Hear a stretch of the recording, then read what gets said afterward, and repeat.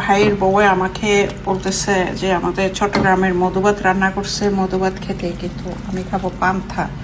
So এই গরমের মধ্যে যান বের হয়ে যাচ্ছে, সুতরাং পান্থা খাচ্ছি। তো ভাই বোনেরা, পান্থা খাওয়ার একটা নিয়ম আছে, গরম ভাত খেয়েও আপনারা পানি দিয়ে খেতে পারবেন, বাট আমাদের চট্টগ্রামের লোকেরা যেভাবে আমরা দেখেছি আমাদের নানি দাদিরা খেত, সেটা হচ্ছে যে ভাতকে রান্না করে সন্ধ্যায় ওগুলো ঠান্ডা করে যে এরকম সারা রাত পানি দিয়ে রাখার পরে তারপরের দিন খাওয়া।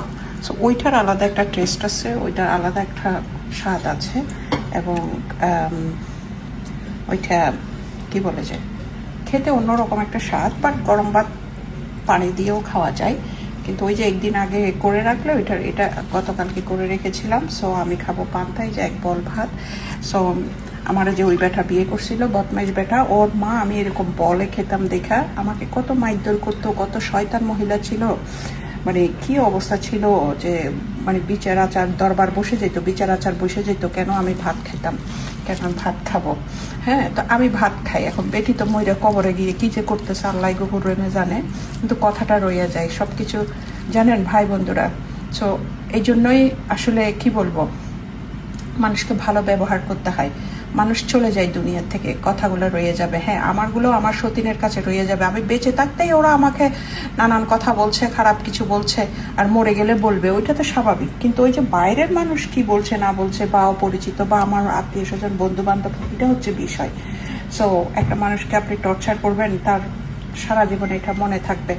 সো এই মহিলা ছিল অনেক অনেক অত্যাচারী একটা মহিলা, চট্টগ্রামের শাশুড়ি বলে কথা, ঠিক আছে। সো আমি বলে ভাত খেতাম দেখা, এরকম পান্তা খেতাম দেখা, আমাকে না সব বউদেরকেই করতো, সব বউদেরকে করতো। মেজোটারে তো ধরে মারতো, বড়টারে মারতো, মানে বিছনায় ঘুরে ঘুরে মারতো, এই ঘর থেকে ওই ঘরে বেটি আহারে বেচারি দূরাদূরি করতো এরকম মায়ের থেকে বাঁচার জন্য, তবু মারতো। এরকম অনেক অত্যাচার। আমি তো ব্যস্ত, আসলে সময়ের অভাবে বলতে পারছি না, একদিন বলবো ইনশাল্লাহ। চিকেন ফ্রাই দিয়ে এটা মরিচ দিয়ে এখন ভাতটা খাবো। এই যে পান্তা, আপনারা যারা গরমের মধ্যে আছেন, গরম সহ্য করতে পারেন না, তারা একবার চেষ্টা করেন রাত্রে ভাত রান্না করে ঠান্ডা পানি দিয়ে রেখে দিবেন, সকালে খাবেন, দুপুরে খাবেন, পরের দিন। ওইটা হচ্ছে অরিজিনালি চট্টগ্রামের লোকেরা খাওয়া। এখন তো অনেকে ফ্যাশন হয়ে গেছে, আমার সতীনের মতন আঙ্গুল ফুলে কলা গাছ হয়ে গেছে, ওরা তো ভাত রান্না করে ঠান্ডা পানি দিয়ে ঠান্ডা করে তারপর খায়। হ্যাঁ, খাওয়া যায় রে ভাই, আপনার গরু আপনি পাশা দিয়ে জব করেন আর সামনে দিয়ে জব করেন, সেটা না।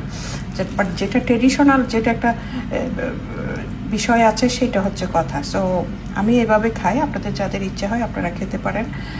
মরিচ আমি এটা খাবো, আমি ওই যে পোড়া মরিচ বলে না, ওই পোড়া মরিচটা আজকে খাবো না, আজকে লাল লাল মরিচ খাবো ভাই বোনেরা।